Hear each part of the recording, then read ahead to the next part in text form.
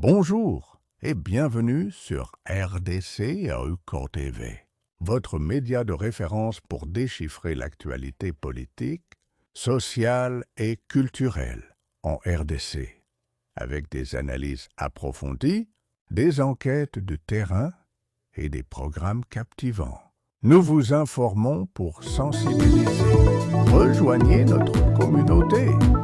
Aimez, commentez, partagez et surtout, abonnez-vous pour rester informé des réalités qui façonnent notre pays.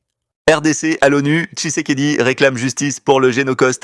Bonsoir chers auditeurs et fidèles d'Africa Flashes. Depuis New York, Félix Tshisekedi, président de la République démocratique du Congo, se dresse sur la scène mondiale pour faire entendre la voix des millions de Congolais victimes d'un génocide silencieux aux racines économiques. Alors que la planète fait face à des crises multiples, il tente d'imposer la reconnaissance du Génocost, de rappeler la tragédie de l'Est de son pays et de réclamer la justice internationale. Que représente ce moment historique pour la RDC et pour l'Afrique? Quels sont les enjeux visibles et invisibles qui se jouent autour de cette tribune des Nations Unies? Restons ensemble pour plonger dans une analyse détaillée, profonde et engagée.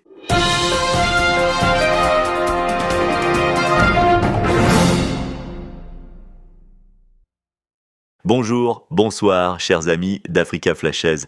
Merci d'être là pour ce grand rendez-vous où nous analysons ensemble les lignes de fond de la politique internationale et de ses répercussions directes sur le Congo et sur l'Afrique. Le président congolais Félix Tshisekedi est arrivé à New York ce dimanche 21 septembre 2025, accueilli par la diaspora congolaise et par des diplomates qui savent déjà que sa participation à la 80e Assemblée générale des Nations Unies ne sera pas une simple formalité. Depuis son arrivée au pouvoir en 2019, Tshisekedi a multiplié les efforts pour repositionner la RDC sur la carte diplomatique mondiale. Mais cette fois-ci, l'enjeu est plus grand, plus symbolique, plus vital. Obtenir que la communauté internationale reconnaisse enfin le Génocost, ce génocide perpétré à des fins économiques contre les populations congolaises. Dès le lundi 22 septembre, le chef de l'État congolais a pris part aux cérémonies commémoratives du 80e anniversaire de l'ONU, placé sous le thème « Mieux ensemble ». Plus de 80 ans au service de la paix, du développement et des droits humains. Cette formule, en apparence consensuelle, contraste fortement avec la réalité que Tshisekedi porte dans ses valises. Un pays déchiré par des décennies de guerre, une population meurtrie par les violences sexuelles massives, des millions de déplacés et une économie saignée par l'exploitation illégale de ses ressources. Le Congo, au cœur du système économique mondial, reste paradoxalement à la périphérie des préoccupations de la communauté internationale. Tshisekedi veut briser ce silence. Le mardi 23 septembre, à 19h heure de Kinshasa, 20h à Goma, il montera à la tribune pour livrer son discours. Dans un monde saturé de crises, il aura à peine quelques minutes pour résumer l'histoire douloureuse d'un peuple, dénoncer le pillage de ses richesses et interpeller les grandes puissances. Mais chaque mot comptera, chaque phrase pourra devenir une arme diplomatique. Il sait que son message risque d'être contesté, minimisé, voire ignoré, mais il est aussi conscient qu'il doit, coûte que coûte, inscrire le Génocost dans le langage de la diplomatie internationale. Ce terme, forgé par des intellectuels et militants congolais, désigne le génocide perpétré pour des intérêts économiques. Il ne s'agit pas ici d'un massacre spontané ou d'un conflit ethnique classique, mais d'une mécanique planifiée, créer et entretenir la guerre à l'Est pour accéder aux minerais stratégiques, coltan, cobalt, or, cassitérite, indispensables aux industries mondiales. Smartphones, ordinateurs, batteries électriques, satellites, une part essentielle de la modernité repose sur les ressources extraites dans des conditions inhumaines au Congo. Des millions de morts, des femmes violées, des enfants enrôlés de force, des villages rayés de la carte, tout cela pour maintenir les chaînes d'approvisionnement mondiales. Tshisekedi veut que cela soit reconnu comme tel un génocide. Ce plaidoyer ne s'arrête pas à la dénonciation. Le président congolais présidera une réunion avec le FONAREV, le Fonds national des réparations des victimes des violences sexuelles liées au conflit. Ce geste est d'une grande portée politique. D'un côté, il met en avant les victimes, notamment les femmes, souvent réduites au silence malgré leur rôle central dans la survie des communautés. De l'autre, il donne une image d'un État congolais qui prend ses responsabilités et qui ne se contente pas d'accuser l'extérieur, mais qui cherche aussi à panser ses plaies de l'intérieur. Cela confère au discours de Tshisekedi une légitimité supplémentaire. Il ne vient pas à l'ONU pour quémander une aide, mais pour réclamer la justice tout en démontrant que le Congo agit.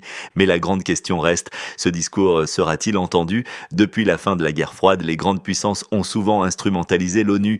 Les États-Unis, la Russie, la Chine, l'Union européenne poursuivent leurs agendas propres. Les pays africains, bien que nombreux, peinent à imposer des priorités communes. Dans ce contexte, le discours de Tshisekedi risque d'être relégué au second plan derrière les crises plus médiatisées comme la guerre en Ukraine, le conflit israélo-palestinien ou encore la compétition technologique entre Pékin et Washington. Pourtant, Tshisekedi sait que l'avenir du Congo est lié à cette bataille de visibilité. Historiquement, la RDC a toujours eu une relation particulière avec l'ONU. C'est dans ce cadre que Patrice Lumumba, premier ministre, lança ses appels à l'aide en 1960 après l'indépendance. C'est aussi l'ONU qui, avec la MONUC puis la MONUSCO, a maintenu une présence militaire pendant plus de 20 ans sans jamais réussir à pacifier durablement le pays. Pour beaucoup de Congolais, l'ONU symbolise à la fois l'espoir et la déception, la protection et l'impuissance. Tshisekedi doit donc convaincre non seulement les diplomates étrangers, mais aussi son propre peuple, qu'il est encore possible d'utiliser cette tribune pour transformer les choses. Il ne faut pas sous-estimer l'effet intérieur de ce voyage en ramenant la question du Génocoste au cœur de l'agenda international. Tshisekedi s'adresse aussi aux Congolais de l'Est qui vivent chaque jour sous la menace des groupes armés comme le M23 appuyé par le Rwanda et de milices locales incontrôlées. Il leur dit « Votre souffrance n'est pas oubliée, elle sera portée au monde entier ». Dans un contexte électoral ou préélectoral, ce message est aussi un acte politique, montrer que le président ne reste pas enfermé dans son palais à Kinshasa, mais qu'il se bat à New York pour la cause du peuple, c'est renforcer son image d'homme d'État. Cependant, ce combat comporte des risques. En mettant en avant le Génocoste, Tshisekedi accuse implicitement certains voisins et partenaires économiques, le Rwanda, l'Ouganda, mais aussi indirectement certaines multinationales occidentales et asiatiques sont visées. Cette démarche peut provoquer des tensions diplomatique. Déjà, Kigali tente de contrer cette offensive en multipliant les discours qui présentent la RDC comme incapable de gérer ses propres richesses et comme un pays où la corruption empêche tout développement. Tshisekedi devra donc s'appuyer sur des alliés solides pour que son discours ne soit pas étouffé. Les États-Unis, par exemple, pourraient être sensibles à son plaidoyer, surtout dans un contexte où Washington cherche à sécuriser l'approvisionnement en minerais stratégiques pour contrer la Chine. Mais cette sensibilité est ambivalente. Elle peut conduire à un soutien diplomatique, mais aussi à une récupération qui réduit le Congo à un simple fournisseur de cobalt.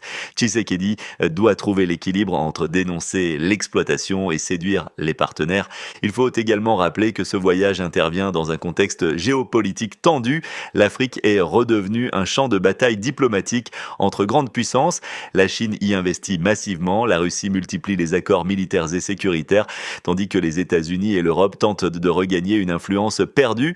Dans ce jeu, la RDC est une pièce maîtresse, pays-continent, doté de richesses immenses, stratégiques pour la transition énergétique mondiale. Le discours de Tshisekedi est donc plus qu'un plaidoyer moral, c'est une carte dans la compétition internationale. Mais au-delà des considérations stratégiques, il y a la réalité humaine. Le Génocoste n'est pas un concept abstrait, c'est la vie quotidienne de millions de Congolais, des familles déplacées, des villages entiers détruits, des femmes mutilées, des enfants esclavagisés dans les mines. Le fait que le président de la RDC porte cette réalité à l'ONU est une victoire en soi, car le premier pas vers la justice, c'est la reconnaissance. Tant que le monde fermait les yeux, les victimes restaient invisibles. Avec ce discours, elles entrent dans l'histoire universelle. C'est pourquoi cette semaine à New York peut être un tournant. Si Tshisekedi réussit à capter l'attention, à convaincre certains alliés, à inscrire le Génocoste dans les débats officiels, alors il aura franchi une étape décisive. Mais si son message est étouffé, il risque d'alimenter la frustration et le désenchantement, tant à l'intérieur du pays qu'au sein de la diaspora. Chers auditeurs, il nous faut maintenant réfléchir à la portée historique de ce combat. Reconnaître le Génocoste, ce n'est pas seulement réparer une injustice pour le Congo, c'est redéfinir la manière dont le monde voit l'Afrique. Trop longtemps, le continent a été perçu comme un espace de ressources à exploiter sans égard pour les vies humaines. En imposant la reconnaissance d'un génocide à des fins économiques, le Congo peut ouvrir la voie à une nouvelle ère où l'exploitation des ressources devra être liée à la dignité humaine, à la justice et à la responsabilité internationale. Et vous, chers auditeurs, qu'en pensez-vous? Est-ce que le discours de Tshisekedi marquera un avant et un après? Est-ce que le monde acceptera enfin de voir le Congo non pas comme une mine à ciel ouvert, mais comme une nation souveraine et digne? Nous suivrons ensemble cette semaine décisive à New York, car elle peut bien être un tournant dans l'histoire du Congo et plus largement dans l'histoire de l'Afrique. C'est un rendez-vous annuel, la ville de New York, point de convergence des dirigeants de la planète où va se tenir la 80e session session de l'Assemblée générale des Nations unies. Le chef de l'État Félix-Antoine Tshisekedi est arrivé sur place à New York. On fait le point avec Giscard Koussema de la presse présidentielle. Suivez. La semaine du 22 septembre, le dirigeant de la planète se réunit ici à New York à l'occasion de la 80e session de l'Assemblée générale des Nations unies. Pour célébrer ses 80 ans depuis sa création, l'Organisation des Nations unies a choisi les thèmes « Mieux ensemble », plus de 80 ans au service de la paix, du développement et des droits humains.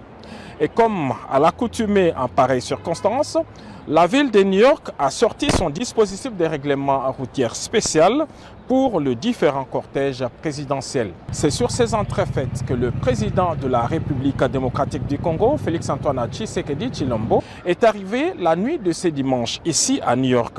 Accompagné de la distinguée première dame Denise Nyakeru, le chef de l'État a pris ses quartiers dans Manhattan en attendant d'entamer une semaine de travail très chargée aux Nations unies.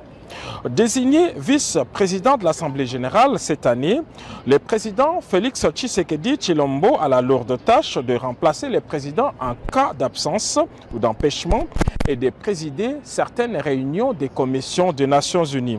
Il est donc membre du bureau de l'Assemblée générale, un organe qui aide le président à coordonner les travaux, à établir et à organiser l'ordre du jour des sessions et à superviser l'application du règlement intérieur. Les rendez-vous annuels des chefs d'État interviennent cette année dans un contexte très particulier, marqué par des tensions géopolitiques à travers le monde, des remises en cause du multilatéralisme et des crises sécuritaires.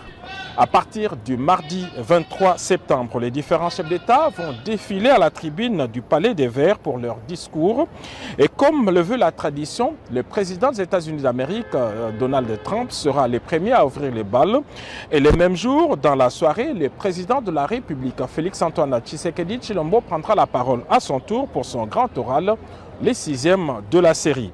Son discours est tout aussi très attendu au regard des avancées significatives obtenues par le chef de l'État grâce à sa diplomatie de paix en faveur de son pays, la République démocratique du Congo. Cette Assemblée générale est aussi l'opportunité offerte au chef de l'État d'intensifier son plaidoyer à l'international pour la reconnaissance du Génocoste. C'est dans ce cadre qu'est prévu un grand événement ici à New York avec le Fonarev en marge de cette Assemblée générale.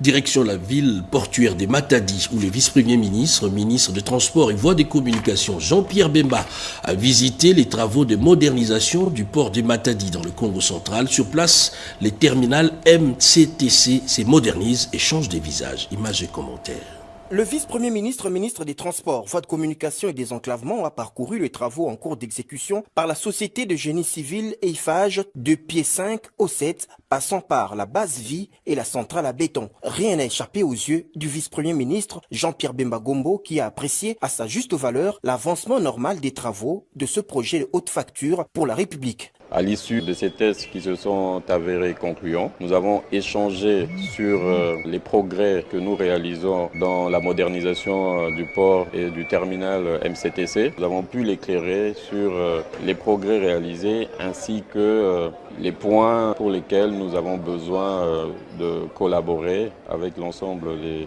acteurs portuaires pour finaliser le projet. Voilà pourquoi le vice-premier ministre a assisté aux manœuvres d'accostage aux pieds 4 et 8 du navire MSC Haïti 2, long de 180 mètres, réalisé avec succès. Ils ont en fait ici souhaité à ce que nous puissions intégrer aussi dans les cas du projet, surtout en ce qui concerne la connexion avec le chemin de fer. Une occasion pour l'équipe dirigeante de MCTC de présenter au vice-premier ministre Bemba le master plan du nouveau terminal à conteneurs. Enfin, le management de MCTC a exprimé sa profonde gratitude au chef de l'État, Félix-Antoine Tshisekedi Tshilombo, pour sa vision éclairée, son leadership et son appui constant, permettant de réaliser ce projet structurant au bénéfice de la province et de la nation tout entière.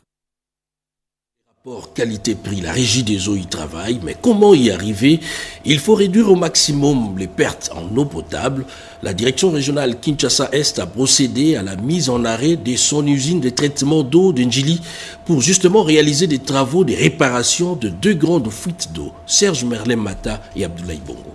Des équipes, des techniciens de la direction régionale, la régie des eaux Kinshasa-Est ont été déployés tout le matin au niveau du boulevard Lumumba, plus précisément au quartier Salongo, à Limete. Sur l'avenue Liboké par exemple, là où la première grande fuite d'eau a été détectée, les travaux ont consisté tout d'abord à sécuriser, à isoler la zone pour localiser et creuser avec précision autour la canalisation endommagée. Ensuite, à trouver l'emplacement de la fuite et de la stopper rapidement. C'est cette conduite-là qui a connu beaucoup de fuites. Et nous avons décidé aujourd'hui de colmater. Parce que ces fuites-là sont à la base de chute de rendement. Suite même de diminution d'eau au réseau. Des travaux similaires ont eu lieu également sur les avenues des Aïeux et du Congo, toujours à Limete Salongo. Là encore, la direction régionale, la régie des eaux Kinshasa-Est avait déployé ses équipes, des techniciens munis des kits complets pour une intervention rapide. Question de réparer les canalisations endommagées. Les abonnés de la régie des OSA ont été invités à s'acquitter régulièrement de leurs factures. Les abonnés de la direction Kinshasa-Est, nous leur demandons de se calmer, de continuer à faire confiance à leur entreprise. Par ailleurs, la régie des ESA reste déterminée à améliorer l'accès à l'eau potable pour tous les citoyens, tout en renforçant ses infrastructures et en assurant également la pérennité de ces services malgré de nombreux défis. Question, où en est-on avec les travaux de construction des infrastructures dans le cadre du programme de développement des 145 territoires, particulièrement dans les Kwilu et les Kwango? Le conseil spécial du chef de l'État en charge des suivis de ces projets a effectué une mission d'inspection dans ces 2 provinces. Érudit Kitutu. C'est dans le but d'évaluer la mise en œuvre du programme de développement des 145 territoires dans les provinces du Kwilu et Kwango que le conseil spécial du chef de l'État, chargé de suivi du dit projet, a effectué une mission d'inspection. L'ingénieur civil en construction, Dieudonné Chakambila, a apprécié sur terrain la qualité, l'état d'avancement et la conformité des travaux. Une démarche technique mais aussi symbolique qui vise à rassurer les populations locales sur la matérialisation des promesses de développement. Ils sont très fiers, très contents. On venait, on voyait l'école foutue, mais l'État vient nous aider et nous remercions le président de la République. De nouveaux bâtiments administratifs, les centres de santé, les écoles sont sortis des terres dans les 2 provinces du Grand Bandundu. Le plan des 145 territoires, vision phare du chef de l'État, c'est l'ouverture de tout. Parce que si tous ces bâtiments, des écoles, les bureaux administratifs du territoire, les centres de santé, si une fois ça arrive à la fin, mais tout est fait pour le chef de l'État. Aucun coin de la République, aucun territoire qui va se dire que tel a plus d'avantages que l'autre. Même les provinces qui ont plus de moyens, même ceux qui ont moins de moyens, tout le monde a bénéficié le même don et la même construction. Donc c'est pourquoi que la population a fait confiance à notre chef de l'État. Le fait de voir déjà ces grands projets, il s'est dit non, avec lui, c'est qu'il y aura encore d'autres bonnes choses. Au-delà des briques et du béton, ce sont les espoirs des communautés locales qui prennent forme. Un pas de plus vers une République démocratique du Congo équilibrée, équitable et décentralisée. Ce sont des avenues qui portent le poids de l'histoire, pour certaines du pays et d'autres de la ville capitale Kinshasa. Et aujourd'hui, en état de délabrement avancé, les avenues Bokassa, Rwakadingi, Plateau et Flambeau ont été inspectées. Du moins, le ministre des Infrastructures et Travaux Publics est allé constater l'évolution des travaux de réhabilitation. Robert Naye. À Kinshasa, plusieurs chantiers de voirie urbaine avancent tandis que de nouveaux travaux sont sur le point de démarrer. L'honorable Ron Bimola, député national élu de Barumbu, a pris part à une descente d'inspection aux côtés du ministre des Infrastructures et Travaux Publics, John Banza-Luanda, dans les communes de Barumbu et de Kinshasa. Objectif, constater l'avancement des chantiers et planifier les prochaines étapes. Il a été confirmé que les travaux de réhabilitation de l'avenue Kassai débuteront dans 2 semaines. Axe stratégique de désengorgement, cette voie constitue un accès essentiel au centre-ville pour les habitants de Moamba et de la Tchangou. Cette réhabilitation concrétise une promesse faite par l'honorable Ron Bimola à la population de Barumbu, pour laquelle il a mené un plaidoyer constant auprès des autorités compétentes. Nous avons fait la commune de Kinshasa, nous avons également fait la commune de Barumbu. L'urgence est d'agir car, comme vous le savez, la ville de Kinshasa est actuellement victime d'embouteillages endémiques, systémiques. Et le ministre des ITPR ici présent manifeste la volonté du chef de l'État à apporter un changement réel aux préoccupations de la population. Nous avons fait l'avenue Kassai, nous avons fait l'avenue Wakadingi, Plateau, nous avons fait Kabamba, nous avons fait Bokassa, nous allons encore faire Flambeau.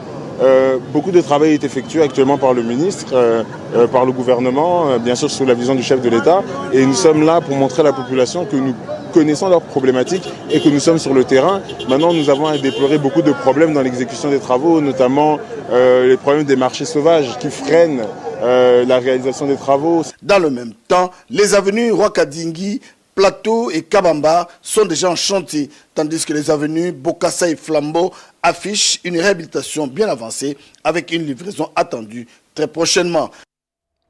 J'en parlais dans les titres. Les premières gouttes de pluie sont tombées ce matin dans la capitale. C'est le retour de la saison des pluies. La Metelsat alerte sur une pluviométrie abondante les 4 prochains mois. La première lecture de ce matin ou de matin ordinaire sera forcément la météo. C'est un commentaire signé Yolande Voka sur les images de Tony Djouma. Suivez. La pluie s'annonce à Kinshasa, capitale de la République démocratique du Congo. C'est dimanche matin, une faible pluie a arrosé plusieurs communes de la capitale. Les habitants craignent des inondations comme ce fut le cas en début d'année et sollicitent l'accélération de travaux de curage de caniveaux tels qu'amorcés par le gouvernement de la République. Les travaux de terrassement des caniveaux n'ont pas été suffisamment bien faits, mais il n'est pas trop tard pour mieux faire. Donc ils peuvent toujours se rattraper en faisant le curage des caniveaux le plus rapidement possible. Les chantiers qu'ils ont déjà ouverts, ils n'ont qu'à les terminer. Vous avez un parapluie par rapport à la saison des pluies qui s'annonce déjà? Bon, là, c'est à acquérir dans les jours à venir parce qu'il faut avoir aussi des bottines. Hein. Il y aura inondation partout ici. On va se promener en saut de mouton. Et ça fait bateau déjà où ils ont banda kuza pembeni au bossa lanzela. Dans ce moment il y ni mutako piqué crise. Il y a des gens qui ont construit des maisons le long des avenues affectées par les travaux. Les eaux souvent débordent dans certaines communes, notamment Barumbu, Kinshasa et même au quartier Kingabwa dans la commune de Limité.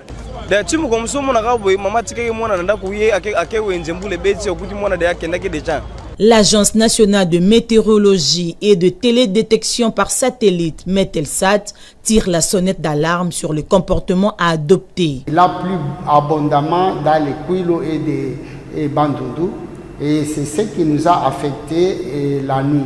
Si toutes les conditions étaient tellement réunies, on devait avoir aussi une forte pluie à Kinshasa.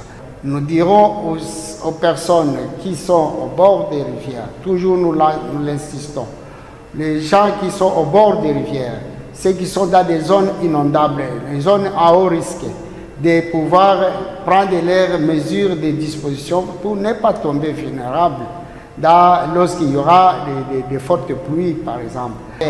Avant de quitter votre maison, essayez de jeter un coup d'œil sur les bulletins météorologiques pour savoir quel temps il va faire afin de vous protéger contre les risques des aléas météorologiques.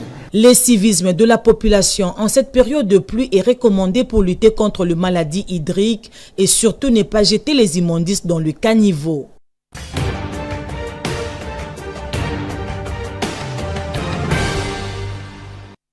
La semaine du président de la République en images et commentaires avec Pierre Kibambeso Mouissa.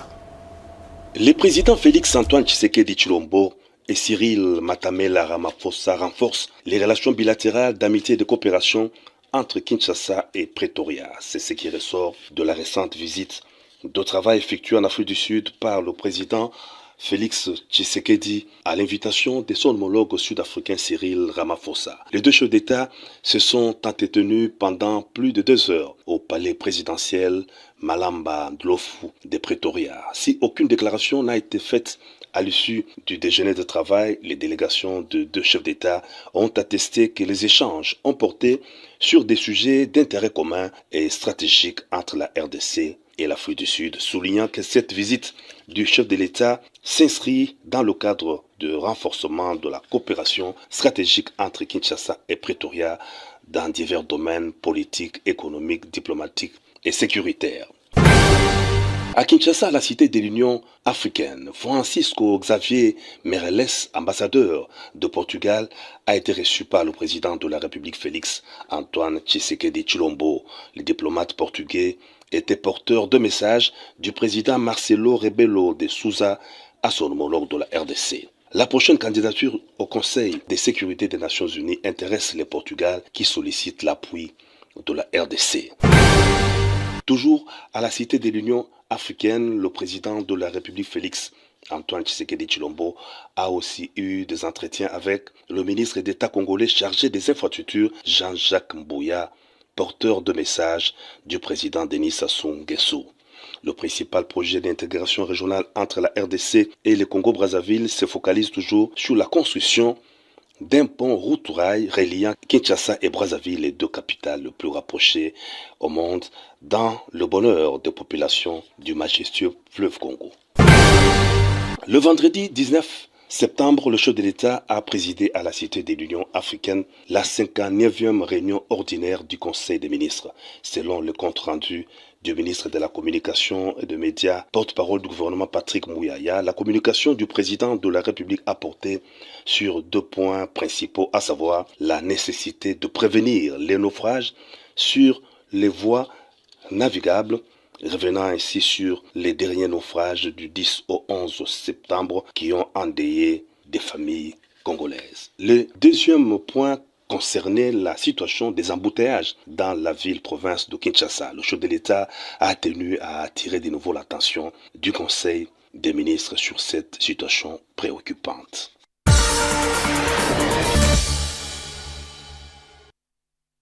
Marquant de la semaine en 5 minutes avec Mami Kadima. Au cours de la semaine qui s'achève a été riche en événements de faits d'actualité. La rentrée parlementaire a été ce fait marquant relayé par l'ensemble des médias du pays. La session parlementaire de septembre 2025, essentiellement budgétaire, s'est ouverte ce lundi 15 septembre dans les 2 chambres, dans un climat tendu, exacerbé par la pétition émise contre le bureau. C'est sous cette haute tension que le président visé par cette pétition, Vital Kamerhe, s'est exprimé et a placé en priorité la défense de l'intégrité territoriale du pays et l'amélioration des conditions de vie de la population.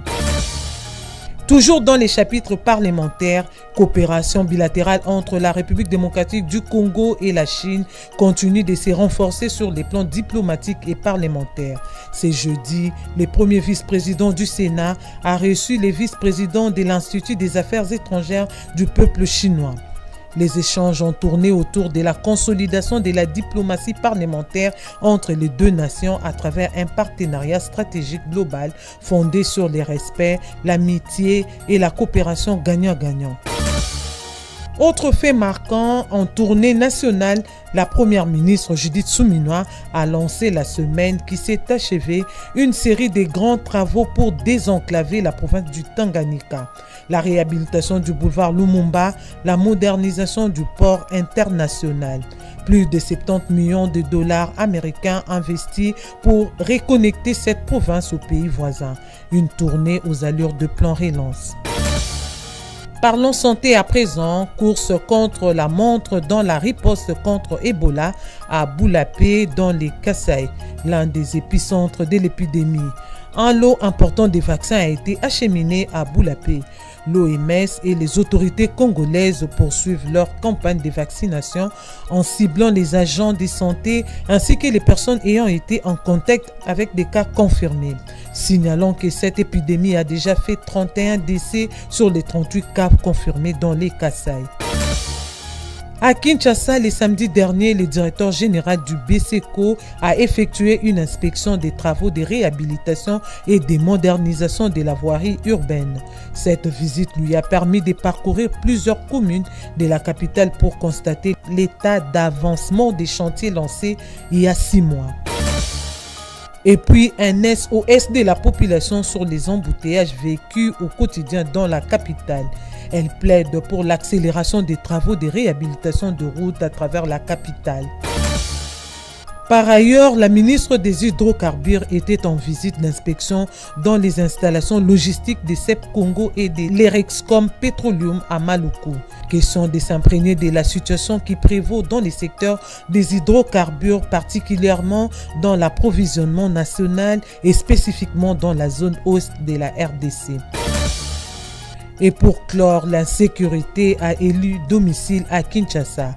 Des bandits à main armée ont dévalisé dans la semaine plusieurs commerces et ont attaqué certains foyers. La commune de Mongafula a été particulièrement touchée par cette insécurité grandissante. Voilà tout pour ces faits marquants de la semaine.